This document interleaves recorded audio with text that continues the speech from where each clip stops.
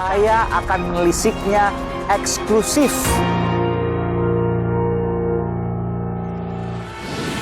Saudara, perombakan kabinet alias reshuffle akhirnya dilakukan oleh Presiden Jokowi. Ada peristiwa yang menarik untuk dicermati.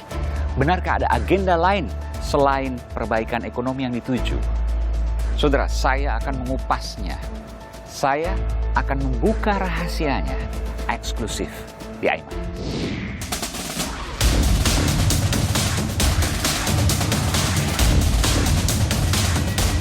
Bersediakah saudara-saudara untuk diambil sumpah menurut agama masing-masing? Bersedia.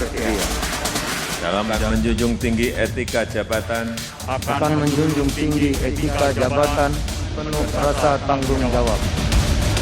Dan kita tahu soal minyak goreng yang belum tuntas. Segera realisasikan, namun saya lihat di lapangan permasalahannya apa.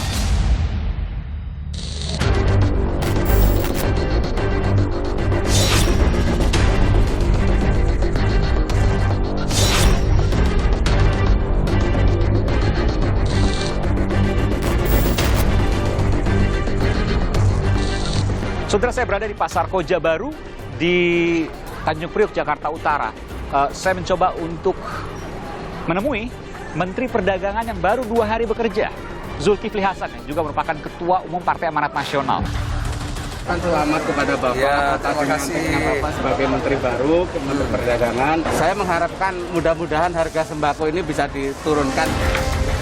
Ibu. Dan sudah saya sama dengan Menteri Perdagangan. Pak Menteri, terima kasih Pak Menteri. Saya izin ikut. Ya. Ayo gabung bareng-bareng. Terima kasih, terima kasih. Tadi tugas Presiden ngurusi pasar-pasar yang becek, ngurusi pangan. Sekarang beda loh sekarang. Iya. Sekarang pakai satu cat.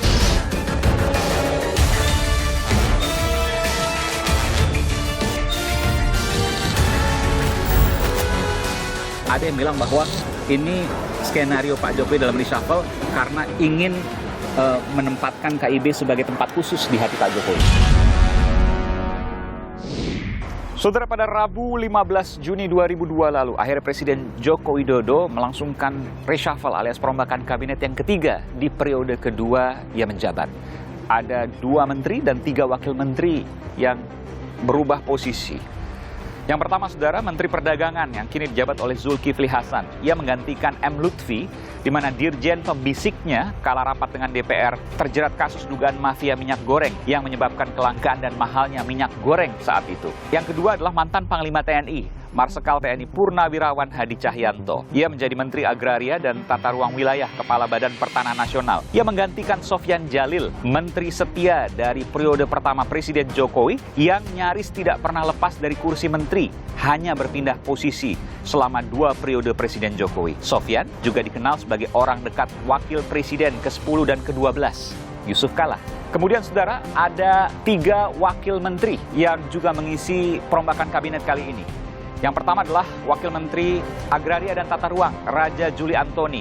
Ia dikenal sebagai pimpinan Partai Solidaritas Indonesia (PSI), partai pendukung Presiden Jokowi yang tidak memiliki kursi parlemen, namun terkenal punya militansi tinggi di kalangan anak muda. Kemudian ada Wamenaker, Wakil Menteri Tenaga Kerja, Afrian Syah Nur, yang juga merupakan Sekjen Partai Bulan Bintang. Ia merupakan orang kepercayaan Yusril Ihza Mahendra, Ketua Umum PBB yang merupakan pendukung pemerintah dan juga tidak memiliki kursi di DPR atau Parlemen Pusat. Yang ketiga, Wamen PUPR, Wakil Menteri Pekerjaan Umum dan Perumahan Rakyat adalah John Wempi Wetimpo yang merupakan mantan PNS, pegawai negeri sipil alias birokrat asal Kabupaten Pegunungan Jayawijaya, Papua, yang pada 2018 lalu dicalonkan PDI Perjuangan menjadi Gubernur Papua, namun kalah dari petahana Lukas NMB. Ada yang menarik, saudara. Reshuffle ini dilakukan demi kinerja ekonomi yang diharapkan meningkat setelah perombakan kabinet. karena sekarang ini urusan pangan yang berkaitan dengan rakyat ini memerlukan pengalaman lapangan, memerlukan kerja-kerja yang terjun lapangan untuk melihat langsung persoalan yang berkaitan, utamanya yang berkaitan dengan kebutuhan pokok rakyat. Tapi satu pertanyaan, saudara, kenapa hanya satu menteri ekonomi yang diganti? Ada pertanyaan soal ini, tapi tentu ini nanti kan kita kupas dalam program Aiman eksklusif. Tapi pertanyaannya adalah ketika bicara soal ekonomi, maka ada sejumlah permasalahan. Saya sebutkan 3 yang paling besar. Yang pertama adalah pengangguran yang meningkat tajam pasca pandemi COVID-19. Kedua, kemiskinan yang juga meningkat tajam meski ada penurunan angka di tahun pemulihan pasca pandemi. Yang ketiga dan masih terus terjadi hingga hari ini adalah sejumlah harga-harga, termasuk kebutuhan pokok yang naik dan menyebabkan inflasi meninggi. Lalu hal utama apa yang paling melatar belakangi perombakan kabinet kali ini? Benarkah soal pemilihan presiden 2024 dan juga proyek raksasa ibu kota negara di Kalimantan Timur? Saya akan kupas nanti berdasarkan fakta, data, dan analisis sejumlah narasumber yang akan saya wawancarai eksklusif di Aiman. Ikuti saya, saudara. Saudara, saya berada di Pasar Koja Baru di Tanjung Priok, Jakarta Utara. Saya mencoba untuk menemui Menteri Perdagangan yang baru 2 hari bekerja, Zulkifli Hasan, yang juga merupakan Ketua Umum Partai Amanat Nasional. Bagaimana kinerjanya dan bagaimana pula pandangannya dari pertanyaan saya bahwa KIB, Koalisi Indonesia Bersatu, adalah koalisi yang dibentuk terkait dengan reshuffle kabinet kali ini. Ikut saya, saudara, saya akan masuk ke dalam.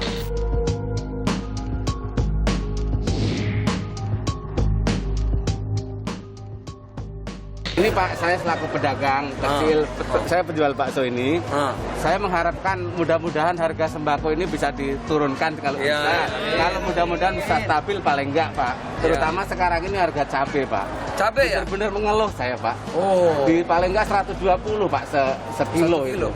Pak Tato, ini orang ribut cabai mahal berapa sih harganya? Ini Kalau jual, ini pokoknya apa jualnya Pak? jualnya tuh. Jualnya 11. Ini 100.000. 100.000. Dulunya berapa? Dulu paling mahal juga 40-35. Oh. Iya. Semenjak habis lebaran ke sini tinggi. Habis lebaran terus langsung naik. Habis lebaran belum itu. Dan saudara, saya sekarang bersama dengan Menteri Perdagangan. Biasa bilangnya Bang Zulkifli, tapi sekarang Pak Menteri. Pak Menteri, terima kasih Pak Menteri. Saya izin ikut. Ya. Ayo gabung bareng-bareng. Terima kasih. Gimana Pak Menteri? Ada kenaikan? Ya memang saya kemarin ke pasar Cibubur, Ya, itu yang stabil beras. beras, Nah, bawang merah, cabai merah, dan lain sebagainya naik. cabai keriting, cabai pokoknya jenis cabai-cabai naik. Naiknya juga meningkat tajam. Ya. Ayam naik, telur naik harganya. Telur itu dari 22, 24, 26 sekarang 28. Oke. Ayam yang tadinya 1 ekor itu berapa kilo tuh ya? 2 kilo. Kira-kira naik 10% lah. Dan tadi saya tanya kenapa, apa sebab sebagian pedagang kok naik begitu? Pedagang mengatakan biasa kalau mau lebaran haji biasanya naik, tiap tahun begitu. Ya. Tapi di sini yang saya pastikan minyak yang ditugaskan kepada Bapak Presiden pada kita harus cek minyak curah yang 14.000 itu. 14.000. Naik nggak Pak Menteri? Dipastikan. Enggak. Di sini tadi malah ada yang sekilonya 15.000 sekilo. Harusnya 15.500 ya? Artinya 15.500. Berarti turun. Kok bisa tuh di bawah itu? Mungkin dia mungkin di sini agennya dekat atau apa ya, yang pun untuk sedikit. Tapi kemarin di Cibubur 14.000 1 liter. Artinya tapi pasokan juga ada. Artinya pasokan ada aman. tersedia ya. Ini kan mungkin di Jakarta, tapi daerah lain kan belum tentu ya. Betul. Maka kita akan lihat terus. saya mendengar juga Pak Menteri konon kaget ngelihat harga naik. Oh iya, kan begini ya. Yang saya sampaikan ini khusus minyak goreng ya. Oke, minyak goreng. Minyak goreng kan harganya bagus. Iya. Kan mestinya gembira dong.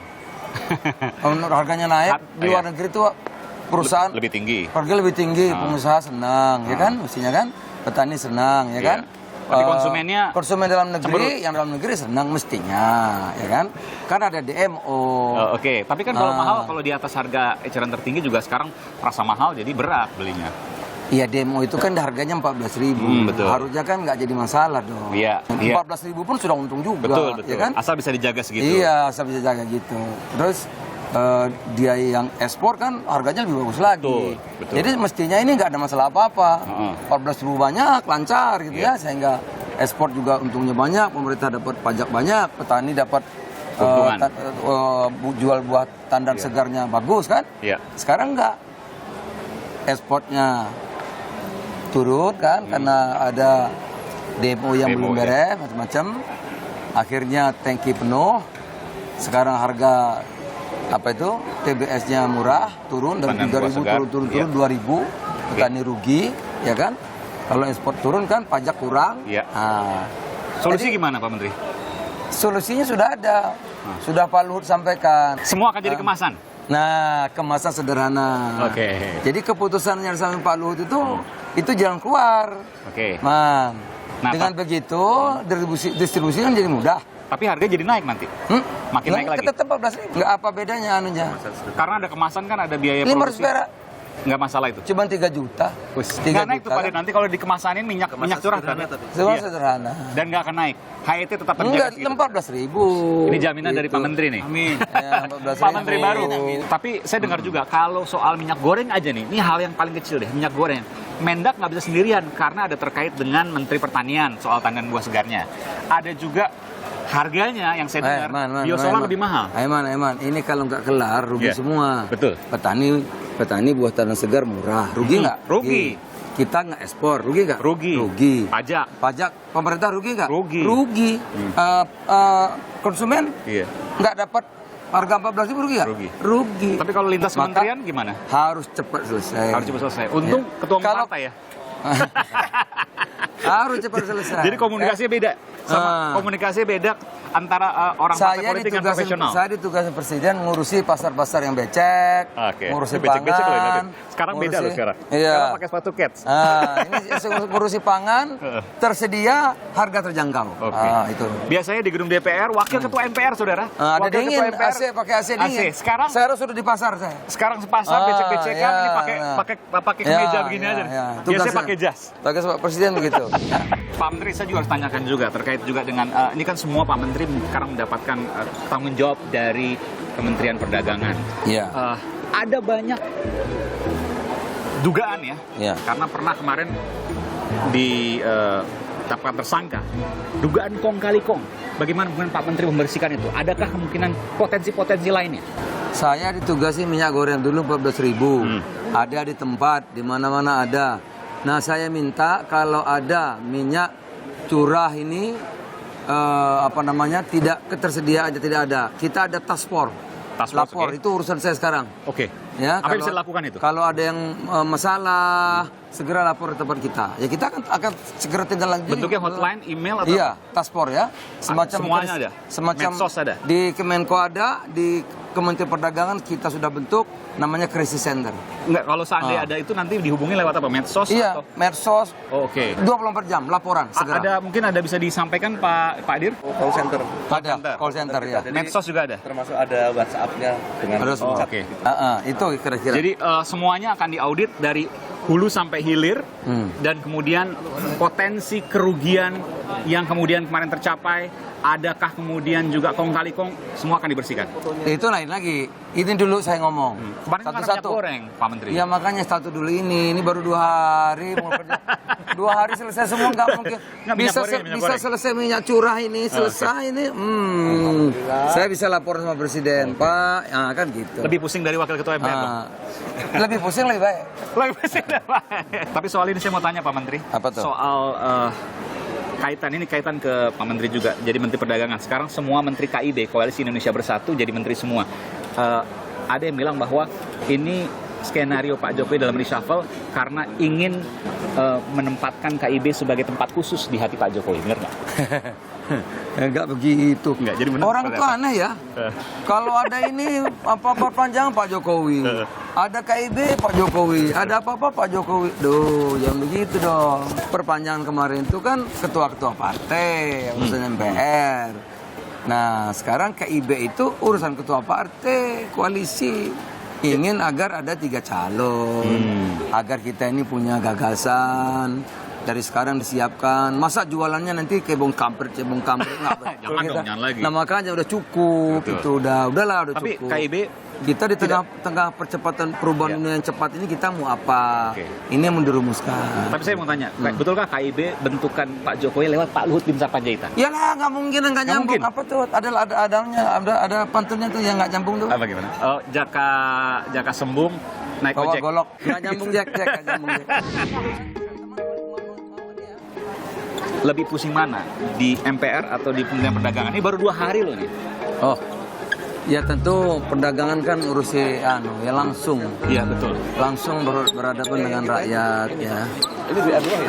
Kita harus memastikan rakyat kita itu terlayani dengan baik, mendapat pangan yang ketersediaannya di mana-mana ada, tapi juga harganya terjangkau. Iya. Gitu ya. Itu yang harus dipastikan. Dan memang saya ditugaskan itu oleh orang itu aja, ngurus itu. KPI-nya itu. Iya. Harga-harga KPI, kalau dibilang KPI, harga-harga turun. Ketersediaan pertama. Tentu harga itu kan kalau curah iya 14.000. Terjaga. Ya terjaga. Oke, ya. itu. Tapi pertanian karena ada gagalnya, ada Iya. ini. Yang penting ketersediaannya ada. Harga terjangkau. Kalau ada gejolak, pemerintah juga menyediakan subsidi. Oke. Misalnya kedelai itu. Iya. Kedelai itu sekarang lagi karena sulit, ya. Harga yang terus naik. Kita subsidi berapa, Pak? Rp1.000 per kilo. Rp1.000 per kilo gitu. Disubsidi pemerintah. Itu harga terjangkau. Jangan sampai Itu- juga petani rugi, tapi juga jangan sampai konsumen memberatkan. Berat. Jadi tersedia, harga terjangkau. Oke. Ini tadi kita cek ayam-ayam naik semua kan? Iya. Telur naik, kenapa pakannya naik? Nah kita bantu beli jagungnya berapa? 4.500. Oh, pakannya. 4.000. Jadi kan mestinya 6.000. Ini dibantu jadi 4.500. 4.500. Belinya. Jadi 1.500. 1.500. 1.500 dapatnya dibantu subsidi gitu. Yap. Ibu-ibu doain ya. Ya biar ada harga pangannya tersedia dan terjangkau. Dua kata, tersedia dan terjangkau. Tersedia terjangkau. Makasih Bapak. Ya. Sehat selalu Pak. Jadi ada mekanisme pasar yang kita memang nggak kuasa. Iya. Misalnya harga apa tadi? Kedelai. Kedelai internasional. Iya kita nasional. Tapi kita sediakan subsidi. Yuk. Ya. Udah ya Bu. Terima kasih Mari. Bapak. Jadi 2 hal yang kemudian akan dijaga. Yang pertama adalah ketersediaan. Ketersediaan. Yang kedua keterjangkauan. Terjangkau. Iya. Ya, itu yang kemudian dijamin oleh Pak Mendak. Iya. Sampai 2024 Pak, nanti nggak tahu setelah 2024 apakah kemudian ikut pemilu, caleg atau wakil presiden nggak tahu ya, atau capres jangan. Mengalir aja. Tapi sebelumnya untuk jadi Mendak sempat berbicara dengan Pak Jokowi. Nggak pernah cita-cita, nggak pernah kepikir. Ditanyain Pak Zul mau apa, menteri apa? Nggak pernah. Nggak pernah. Mendadak Pak Jokowi Baru teleponnya. semalam jam 7 sebelumnya. Baru jam 7 sebelumnya. Iya, sebelum dilantik. Oke. Jam 7 Iya. diundang Pak Zul nanti ngurusin Mendak ya, gitu. Ditelepon oleh Pak Pratik. Iya, nggak ada presiden kan. Tapi nggak dikasih tahu kapan dilantiknya. Pulang saya. Oke. Pulang pagi nggak ada telepon, Nah. nggak ada undangan. Setengah 11 baru ditelepon. Nanti akan diundang kira-kira jam 11. Undangannya nggak ada juga. Jam 11 baru telepon, ditunggu jam 12. Oke. Nggak dibilang juga mau dilantik. Nggak nanya tuh, Pak Jokowi ini saya dipanggil-panggil kok nggak di... Nggak berani lah. Terus? Lalu? Ya udah datang jam 12. Rupanya ketua partai kumpul, setengah 2 baru dilantik. Mengangkat sebagai Menteri Negara Kabinet Indonesia Maju, Saudara Zulkifli Hasan sebagai Menteri Perdagangan. Jadi setiap hari akan selalu keliling, tapi nggak tahu kemana. Dan bukan hanya di Jakarta. Nanti akan ketemu petani sawit Oke. ya. Kita akan ketemu nanti pedagang telur, pedagang ayam Ya. gitu. Apa masalahnya kan gitu ya. Seluruh Indonesia? Iya. Secara acak nanti akan datang. Acak, iya. Bersediakah saudara-saudara untuk diambil sumpah menurut agama masing-masing? Bersedia.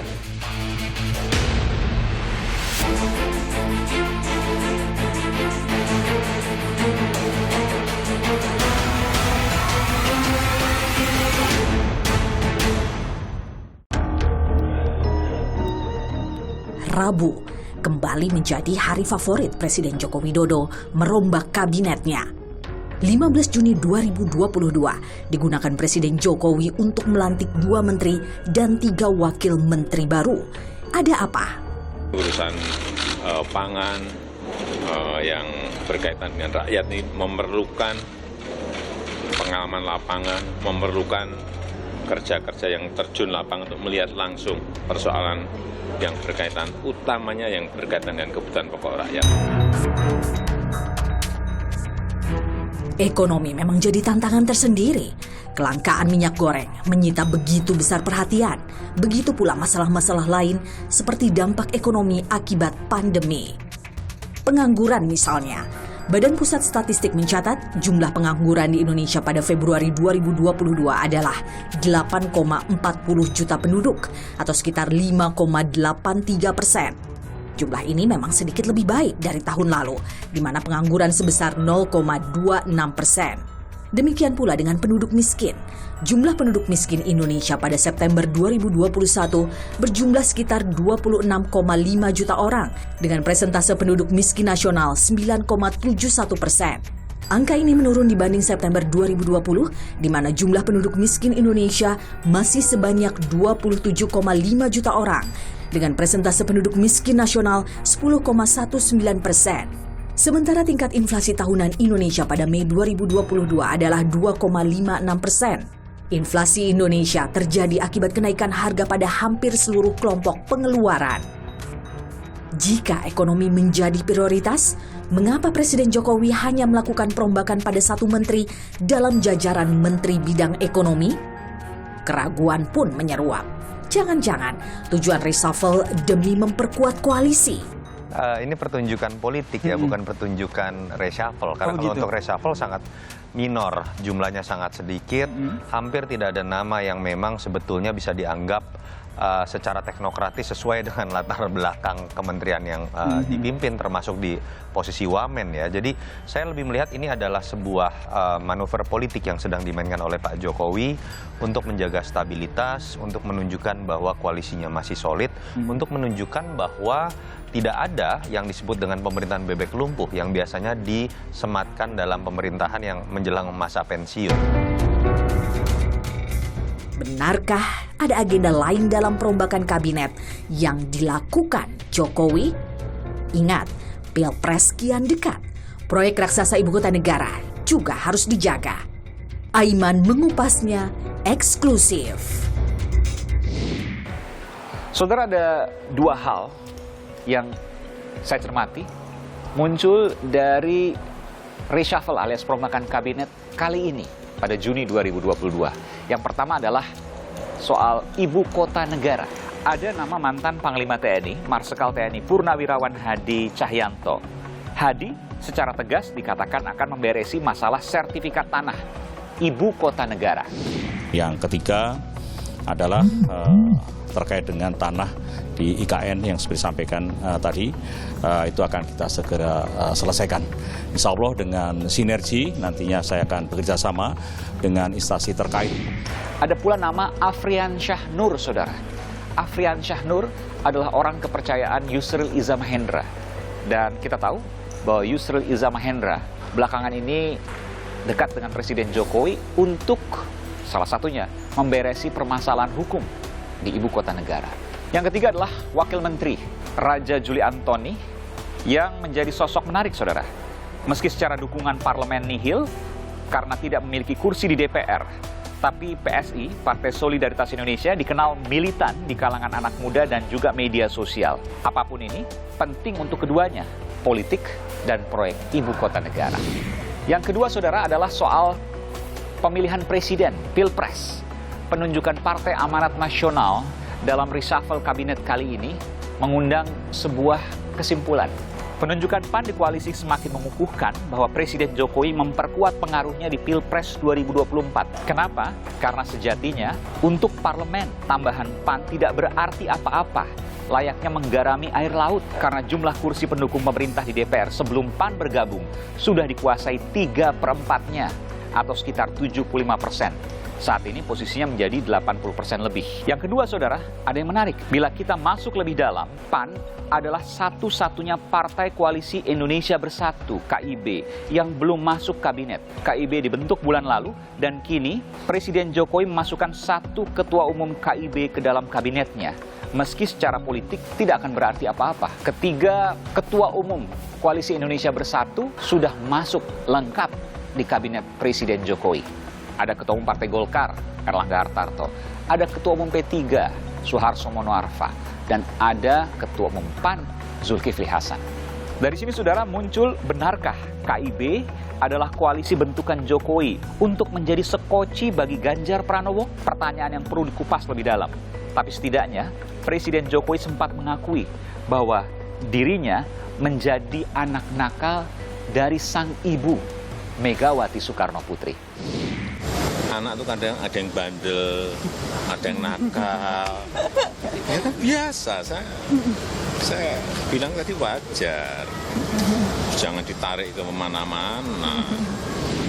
Lalu saya sempat mewawancarai eksklusif Ganjar Pranowo terkait dengan hal ini, di mana Presiden Jokowi rela untuk disebut anak nakal. Apakah benar untuk memuluskan jalan dari seorang Ganjar Pranowo? Banyak yang kemudian memperkirakan, termasuk saya, Pak Jokowi rela disebut anak nakal di PDI Perjuangan karena hendak memberikan jalan pada calon penerusnya, yakni Ganjar Pranowo. Boleh nggak diterjemahkan seperti itu? Enggak. Nakalnya di mana Pak Jokowi? Pak Jokowi sendiri yang bilang loh, kalau ada anak nakal wajar. Iya, Pak Jokowi kan nggak menyebutkan nakalnya yang mana. Tapi kalau ada anak nakal wajar. Dijewer ibunya, iya. Saya dijewer Bu Mega sering. Iya, waktu itu dimana? Robnya diberesin. Ya, jadi ada banyak perintah-perintah, pesan-pesan yang disampaikan kepada kita. Dan ketika kita menjalankan tidak baik, ya ibu jewer anaknya biasa. Kenapa ibu menjewer anaknya dalam hari ini adalah Pak Jokowi? Karena Pak Jokowi ingin memberikan jalan bagi Mas Ganjar untuk, saya nggak bilang 2024 ya, untuk jalan ke depan. Entah untuk apa itu. Emang iya? Tapi salah. Salah. Saya kira tidak ada yang bisa menginterpretasikan dengan benar. Karena apa? Statement yang mana coba? Nggak ada. Itu. Artinya tidak benar, tidak salah, tapi tidak dibantah. Artinya dalam konteks menjelang politik, semua statement-statement bisa diinterpretasikan apapun. Tapi Mas Ganjar tidak merasa sosok yang tidak dikehendaki di PDI Perjuangan. Sementara ini? Enggak merasa dibuang. Ibu juga. Itu biasa dan pengalaman ibu itu banyak ya. Mega Prabowo, Mega Hasim ya, terus kemudian pada saat Pak Jokowi kemudian direkomendasi, prosesnya sangat dinamis. Dan ibu itu dengan pengalaman politiknya, saya kira refleks-refleks politiknya itu sudah luar biasa lah. Dan saya akan kembali mengupas terkait agenda rahasia di balik reshuffle ala Jokowi. Eksklusif di Aiman.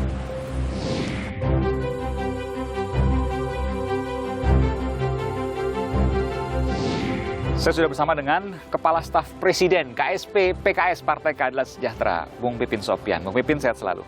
Alhamdulillah. PKS melihat agenda lain nggak dengan masuknya Ketua Umum PAN ke dalam reshuffle Kabinet Pak Jokowi? Ya, saya kira itu untuk memperkuat tentu ya, kalau stabilitas politik gitu ya. Tetapi pertanyaannya, apakah ini akan menyelesaikan persoalan utama keyakinannya yang dihadapi oleh masyarakat? Saya sih ragu ya.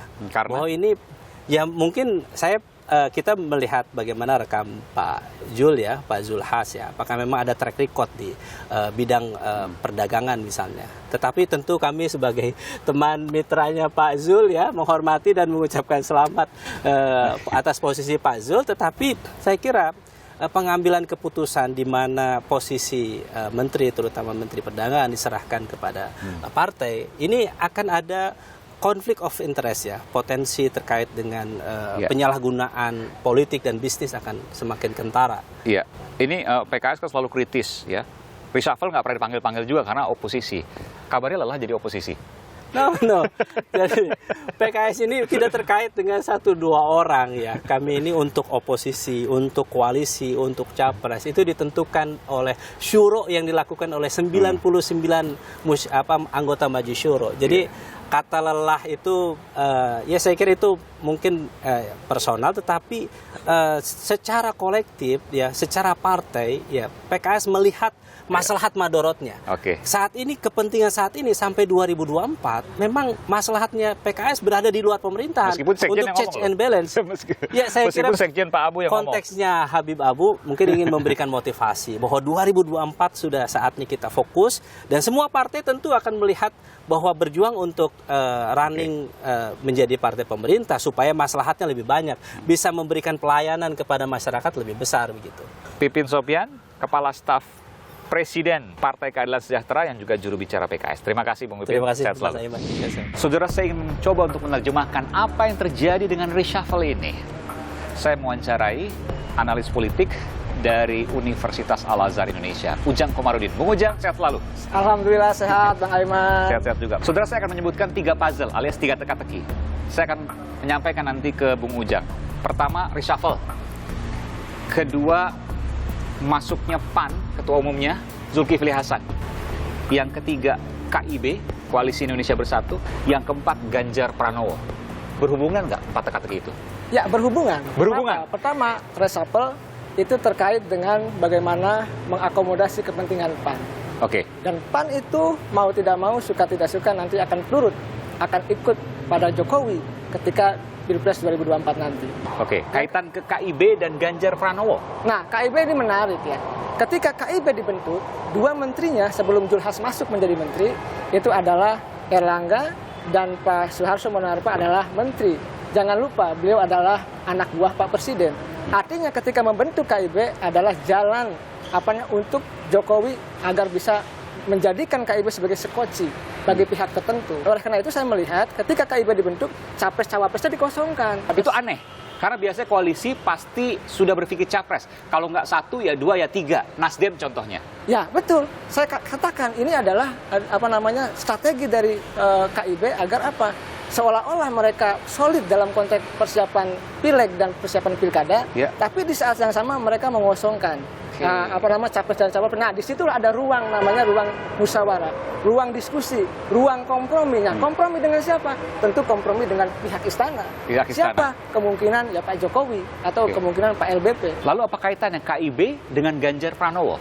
Nah, ya begini, kalau nanti PDIP kan punya calon sendiri, yaitu Mbak Puan. Nah, kalau PDIP mendukung Mbak Puan, maka Ganjar kan tidak dapat perahu. Nah, KIB ini adalah salah satu strategi istana untuk menjadikan Ganjar sebagai capres kelihatannya di KIB. Oleh karena itu tadi, ruang capres-cawapresnya dikosongkan. Ya inilah nanti ada tarik-menarik, apakah memang nanti misalkan capresnya Ganjar, lalu cawapresnya Erlangga, itu kemungkinan bisa terjadi. Oke, atau cawapres yang lain, tapi capresnya mengerucut pada Ganjar Pranowo. Saya melihatnya seperti itu. Di KIB, Koalisi Indonesia Bersatu terdiri dari 3 partai sementara ini, Golkar, P3, dan PAN.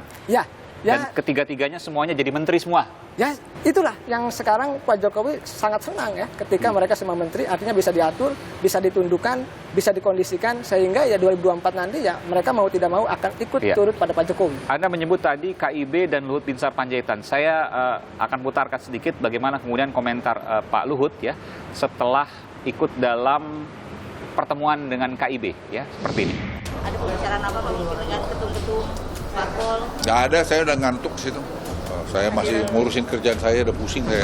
Ngantuk katanya Pak Luhut? Ya saya melihat begini, ya hadir di situ, lalu ada Projo juga. Ini bagian tadi, Projo adalah alat komunikasi Presiden, alat komunikasi Ganjar. Projo alat komunikasi Ganjar juga? Ya, itu kode, itu tanda, itu sinyalemen. Dari mana Anda bisa mengatakan itu? Loh, kita tahu bahwa Pak Jokowi sudah mengkode kepada Projo bahwa dalam raker yang kelima di Jawa Tengah mengatakan bahwa ya ada yang kita dukung lah kira-kira di situ kan, di tempat itu ya. Urusan politik ojo kesusu. Jangan tergesa-gesa meskipun mungkin yang kita dukung ada di sini. Arahnya ke Ganjar. Anda meyakini itu arahnya ke Ganjar? Saya meyakini itu. Oleh karena itu tadi kalau Pak Luhut misalkan ngantuk katanya, ya itu bagian dari strategi agar tidak diketahui oleh publik. Politik itu drama, Mas Aiman. Kenapa drama? Bukan ada yang di depan layar, tetapi ada yang di belakang. Nah, yang di belakangnya apa ya? Tadi kekuatan Golkar itu bagaimanapun dikendalikan oleh pihak istana. Jadi bahwa KIB ada tangan Pak Luhut di sini, Luhut Binsar Panjaitan. Itu sebuah keniscayaan? Saya meyakini seperti itu. Jadi dari semua ini Anda mengatakan ada sekoci bila Ganjar Pranowo tidak dicalonkan oleh PDI Perjuangan. Meskipun Ganjar Pranowo belum tentu juga mau. Saya meyakini mau. Mau walaupun bukan dari PDIP. Karena tidak dicalonkan dari PDIP misalnya nanti. Betul. Kayak apalagi kan saya sudah ketemu Bang Aiman 2 bulan yang lalu dengan salah satu ketua umum di KIB. Saya tidak sebutkan namanya. Sebelum KIB terbentuk dia mengatakan kalau Ganjar itu nanti tidak dicalonkan oleh PDIP, kemungkinan akan ada partai yang mengambil. Siapa ketua umum inisialnya? yang sekarang jadi menteri baru lah kira-kira seperti itu. Pak Zul Hasan. Oke. Oh, sempat mengatakan seperti itu. Ya, kira-kira seperti itu. Oke, ini eksklusif saudara di Aiman. Dari Bang Ujang Komarudin. Ini semua wajar karena ini terkait dengan pemilu 2024. Jadi apapun yang kemudian di set dari sekarang pasti terkait dengan pemilu. Langkah-langkah apapun termasuk juga reshuffle. Ya, pasti reshuffle itu tadi alat sebagai katakanlah kekuatan Pak Jokowi untuk bisa memegang tadi menteri-menterinya, terutama yang menjadi ketua umum partai. Ya kan mereka anak buah Pak Jokowi, mau tidak mau ya harus nurut dan harus manut. Di sini kemudian bisa disimpulkan bahwa Pak Jokowi akan menjadi pemain penting juga di pemilu 2024? Ya, pertama beliau masih presiden. Ya. Masih punya telunjuk, masih punya power, punya jaringan, punya kekuasaan, punya finansial, ya punya penegak hukum yang bisa dimainkan untuk bisa memenangkan calon tertentu. Oleh karena itu ya, Pak Bowo, semua ketua umum partai yang jadi menteri kan minta restu ke Pak Jokowi. Oke. Tetapi kan restu itu tidak diberikan. Kelihatannya restunya ya tadi kepada arah-arahnya kepada, mohon maaf, kelihatannya kepada Ganjar, kelihatannya seperti itu. Dan Pak Jokowi terkait dengan Ganjar Pranowo rela dikatakan sebagai anak nakal yang ibunya adalah Megawati Soekarno Putri pada waktu itu. Ya, kita akan melihat sejarah seperti itu. Kenapa? Saya melihat kalau mendukung yang didukung oleh PDIP, Pak Jokowi nanti tidak akan punya kekuatan untuk bisa mengendalikan capres atau presiden baru nanti. Tetapi kalau memegang orang yang lemah, orang yang tidak punya power, bukan ketua umum partai, itu bisa dikendalikan, bisa dipegang, dan bisa melanjutkan program-program Pak Jokowi. Baik. Dari semua ini, boleh saya simpulkan, Pak Jokowi belajar dari kesalahan Pak SBY? Ya, tentu. Karena begini, pejabat tinggi negara di Republik ini, termasuk presiden, gubernur, bupati, ketika tidak menjabat, itu banyak yang menghina, banyak yang menye-nye. Ya, oleh karena itu ya, Pak Jokowi dari saat ini harus punya power, harus punya kekuatan. Sekarang dan setelah dan menjabat. Setelahnya, kalau tidak bisa dinyanyi tadi oleh apalagi oleh lawan politiknya. Ya suka tidak suka maka Pak Jokowi mendesain ya, merancang agar ketika landing nanti ya pasca landing pun selamat, kira-kira seperti itu, baik dalam konteks program maupun diri dan keluarganya. Ujang Komarudin, analis politik dari Universitas Al-Azhar Indonesia. Terima kasih Bung Ujang, sehat selalu. Sama-sama Bang Aiman, alhamdulillah.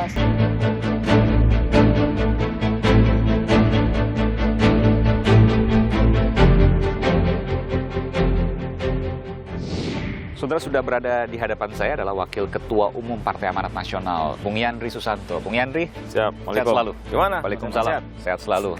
Zulkifli Hasan adalah salah satu ketua umum di Koalisi Indonesia Bersatu. Ada Golkar, ada P3 di sana. Golkar, P3 sudah jadi menteri. Tinggal Zulkifli Hasan, Bang Zul yang kemudian belum jadi menteri. Dan sekarang sudah jadi menteri. Artinya lengkap KIB semua. Padahal kalau dari sisi politik, PAN masuk atau tidak, nggak pengaruh juga di politik. Karena parlemen sudah 75%, dengan PAN tentu nambah jadi 80% lebih. Artinya ya pengaruh lah, jangan bilang nggak pengaruh dong. Seperti menggarami, saya harus katakan seperti menggarami air laut. Pentingnya adalah bahwa Pak Jokowi mengambil Pak Zulkifli Hasan ke PAN bukan soal parlemen, tapi soal komitmen di KIB. Ya. Saya mau tanya, jangan-jangan KIB bentukan Pak Jokowi? Enggak, kalau KIB itu agak beda dari sisi waktu maupun momentumnya lahirnya KIB sama bergabungnya PAN ke Pak Jokowi. Tapi kalau misalkan mau dikaitkan KIB terkait dengan Pak Jokowi, KIB bahwa bagian dari kabinet Pak Jokowi, ya kan 3 ketua umum di situ. Tapi dan semuanya masuk semua. Masuk semua. Tapi bukan berarti KIB itu di bawah kendali Pak Jokowi, enggak. Oke, itu pun juga ada pertanyaan juga bahwa KIB dibentuk terkait dengan menjadi sekoci bagi seorang Ganjar Pranowo. Belum. Kalaupun nanti pada akhirnya misalkan KIB dukung Ganjar misalkan, ya bukan berarti karena setelan dari awal, enggak. Tapi ini proses.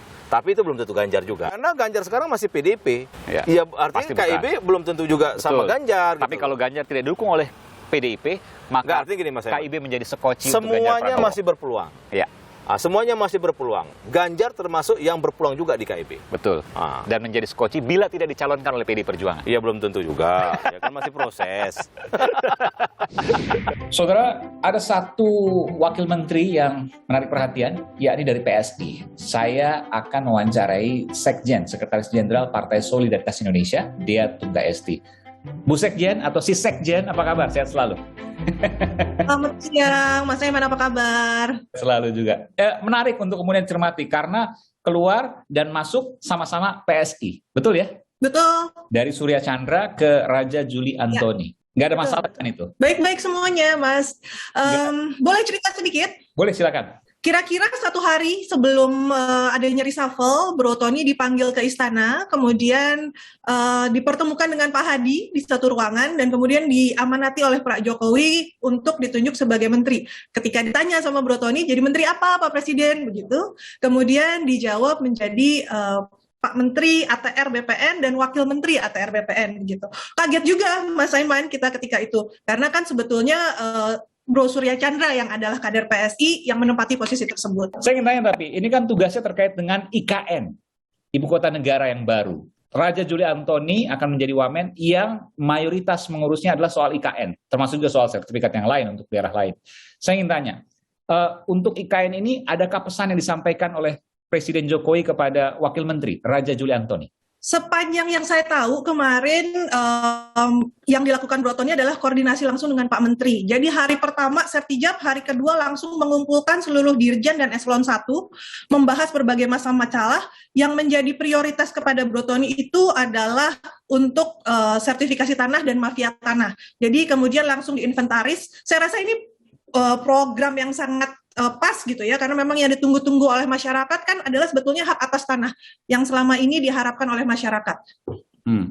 Dan yang paling menyita perhatian juga adalah soal PSI yang terkenal militansi tinggi, terutama di kalangan anak muda dan media sosial. Dan ini penting untuk Pilpres 2024. Apakah kemudian penunjukan Raja Juli Antoni yang juga aktif dan punya militansi tinggi terkait dengan hal itu? Saya tidak dengar mengenai hal tersebut. Mungkin dikonfirmasi langsung, tapi saya rasa bukan terkait dengan itu. Saya rasa betul-betul karena ini adalah untuk kepentingan percepatan strategi Pak Jokowi agar legacy atau program pembagian hak atas tanah tadi cepat terdeliver kepada masyarakat.